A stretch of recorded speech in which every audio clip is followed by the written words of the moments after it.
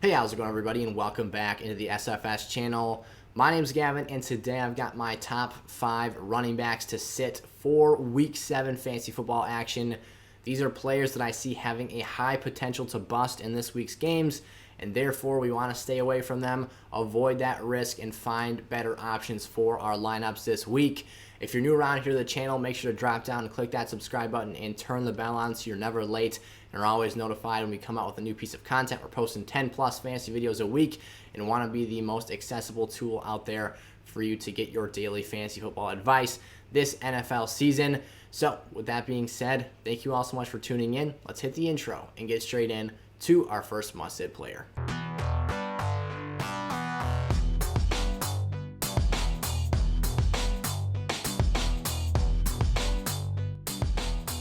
All right, let's get into today's episode presented by Thrive Fantasy. You can check out their website by using the link in the description of today's video or downloading their app to your mobile device. When you sign up as a new user and deposit up to $100 using promo code SIZZLE, SIZZLE, you'll get an instant deposit match of 100% of whatever you put in, up to $100. So if you put in $50, you'll get an extra $50 on top of that for a total of $100 for using my promo code and again becoming a new user on their site. I'll be highlighting some of my daily fantasy prop bets for Thursday Night Football and Monday Night Football weekly here on the channel and sharing my lineups with you all and giving you some advice for those games. So go check that out, play some games with me, and see if you can actually do better than me in those individual contests. So Damien Williams or any of the Chicago Bears running backs are must-sit players for me this week. And the reason I say that is because we have to make sure that Damien Williams obviously clears the COVID protocols and gets back safely and healthily into the lineup for Chicago this week. So there's a chance that Khalil Herbert could be the starter for this team again heading into Week 7 here. He did very, very well against the Packers in Week 6, found the end zone, was a pretty dynamic player, and was actually very impressive to the eye test in terms of his overall ability to make plays and to make defenders miss and out in space. So hats off to Khalil Herbert, but unfortunately, whether it is Damien Williams, Khalil Herbert, I'll be sitting either of them down this week. Against the Tampa Bay Buccaneers, this has been one of the most impressive units against the run the past 2 seasons. They're averaging one of the best in the league, 3.4 yards per carry to opposing running backs. That's a very, very low margin to be at. And they're just eating up blockers, swallowing up running backs early on in the hole. Those 2 fast linebackers are plugging up lanes. Vita Vea and Ndamukong Suh, all those big beefy boys up front are getting the job done, and they are not allowing big running lanes to opposing players. They've only allowed one run of 20 or more yards this season as well, so it's not like they're letting up explosive plays after bottlenecking a player for 3 plays in a row. They are completely shutting down opposing running backs. They've got 3 touchdowns allowed on them on the year, so maybe if, that's averaging out to about every other game they let a player in the end zone, maybe if Damien Williams or Khalil Herbert find the end zone here, there is some salvageable productivity. But in terms of the rushing yardage department and scrimmage yardage area, I'm not expecting too big of an outing here.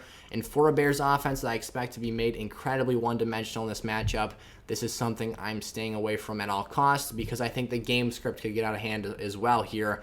And if TB12 and that offense run it up on Chicago's defense, you're looking at a situation where you might not even have the luxury of seeing your running back have many touches late in this game, as they'll be passing, trying to come from behind late in the ball game. Next up, Alex Collins here, or any Seattle Seahawks running back for that matter. Just like this Bears situation, we've got some injuries and some uncertainty surrounding health that could impact the game time starter for this matchup. So Alex Collins right now would theoretically be that starting player, but he's banged up. He's got a hip and a glute injury, so we're not exactly sure, again, if he's going to be out there. Other options include DJ Dallas, who had a nice receiving role in that Sunday night game against the Pittsburgh Steelers, or we could potentially see the return of Rashaad Penny, who's been activated back and could be mixed in with things here.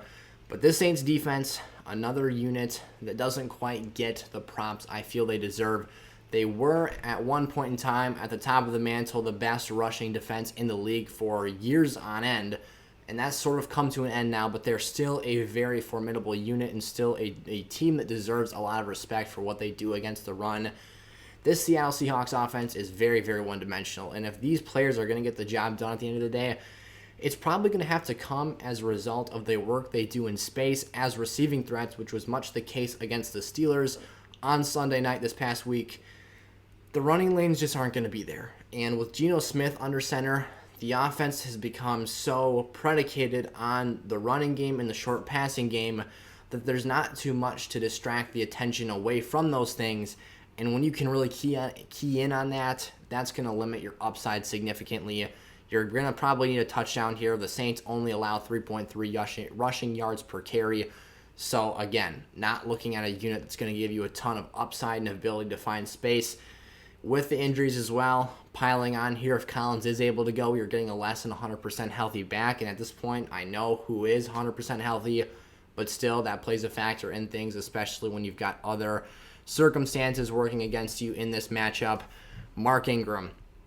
It seems like he's a weekly feature here on the must-sit list, taking on the Arizona Cardinals this week. I see this matchup being a game script issue. Are the Texans really going to be able to keep up with this? I mean, we've seen upsets happen before, but the 6-0 Cardinals right now, their offense seems incredibly dynamic and unstoppable for a defensive unit the caliber of the Houston Texans. Their offense won't be able to keep pace. It's as simple as that, and when you get in the passing packages for this Texans offense, Mark Ingram's out there sometimes, but they tend to go more the direction of a David Johnson. Maybe we'll even see a little bit of Phillip Lindsay in there. But the Cardinals are just going to pull away from this thing, is essentially what it is here. It's less to do with the fact that the Cardinals have a stout rushing defense, more to do, because that's really not the case, to be honest. It's more to do with here, I expect the Texans to get pushed out of this ball game early. And for an offense that already had such a low ceiling, especially Mark Ingram as a player, you're not really looking for more than 70 yards and a touchdown on a great week for him. This is a situation I'm staying away from, and even with the bye weeks, I think has very, very limited upside and very high bust potential. Latavius Murray, another running back, I'm not loving this week.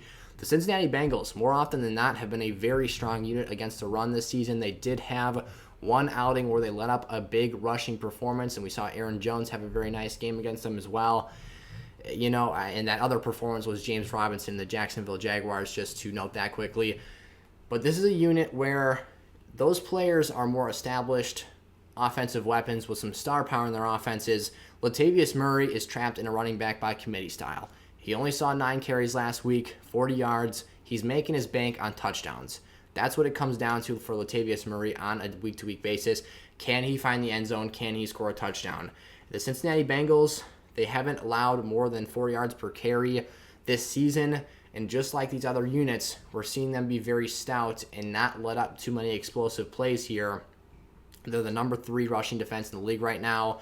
I think that, again, when you're looking at a player who has already got a capped limit in terms of the volume he's seeing on a week-to-week basis, you're also not going to get that efficiency. You're solely relying on touchdown production this week, and that is a very dangerous game to play. Not something I'm interested in doing. So if you've got better options, there is certainly someone out there that I think you can find, even on the waiver wire. I'd rather start a J.D. McKissick level player who can go out here and catch passes if we're in the absence of Antonio Gibson and show some level of dynamic threat and ability to make plays out in space, whereas Latavius, again, not too involved as a receiver. He's not going to have very efficient yards per touch this week. And again, just like always, capped volume in this committee-style offense. Touchdowns is the name of the game for him almost every week, but even more so here.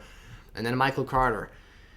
I didn't want to include him on today's list. We put some bonus names in here as well that I see being some bust-alert type players, because I think that on a week-to-week basis, Michael Carter isn't a starter for a lot of lineups out there, and I think that there's a lot of better options to begin with. But even so, I felt I'd include him because of how desperate we are for running backs, with the bye weeks missing like 6 starting level running backs this week. So Michael Carter taking on the Patriots this week. He only had 13 touches in week 2 against the Pats. His season high total for touches is 14, and he hasn't seen more of that since.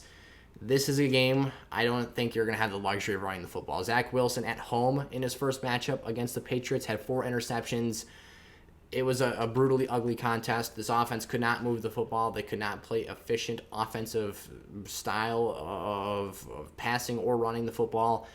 It was a bad matchup from top to bottom. And when Bill Belichick finds rookie quarterbacks on the other side of the field, that tends to be the case. Michael Carter's going to have to make his hay here, catching passes in this football game, and I don't think he's done that or shown us in the sample size so far this season that can be depended on as a consistent part of his fantasy outlook and to be a crutch for him in these games where we don't expect the game script to go all that favorably. So on the road here against the Pats opens up the opportunity for an even tougher situation and matchup than it was in week 2, despite the fact they're coming off a bye week, despite the fact they've already seen this look once this season. I'm staying clear of Michael Carter here at all costs, and then we'll keep Michael Carter up on the screen. But some other players I've got the bust alert flag on for this week. Keep your eye out for Demetric Felton against the Denver Broncos. Now, if you've got Nick Chubb or Kareem Hunt, you're owner of one of those players, your hand might just be forced into playing them. I mean, I'm in a situation in one of my leagues where I've got my running backs were Nick Chubb, David Montgomery, and then I had the running back tandem from the Broncos. I have both Javonte Williams and Melvin Gordon. Been trying to sell Melvin Gordon for a long time, but league mates are smart. They're not biting on any trade offers. So I've got those two players, but then obviously with Chubb and Montgomery both out, I'm kind of forced. I ended up picking up Demetric Felton off the waiver wire. Now Kareem Hunt's headed to the IR. He's the next man up there, at least that's what it seems like for right now. I'm going to be careful in this game, though. He's more of a pass-catching threat, more of a dynamic player. He can do a lot of things. He's very explosive, but you're asking a lot of a player who is the third-string running back and, again, more of a gadget piece.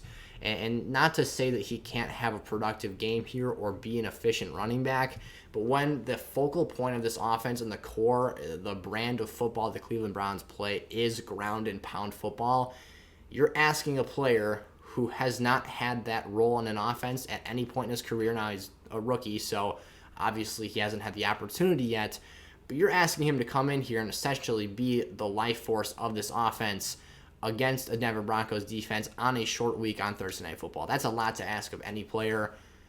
He's going to see a lot of work, and the Browns would be foolish not to get him the football a handful of times, especially when your quarterback's banged up. Your passing game has been very ineffective and very unreliable to this point in the season.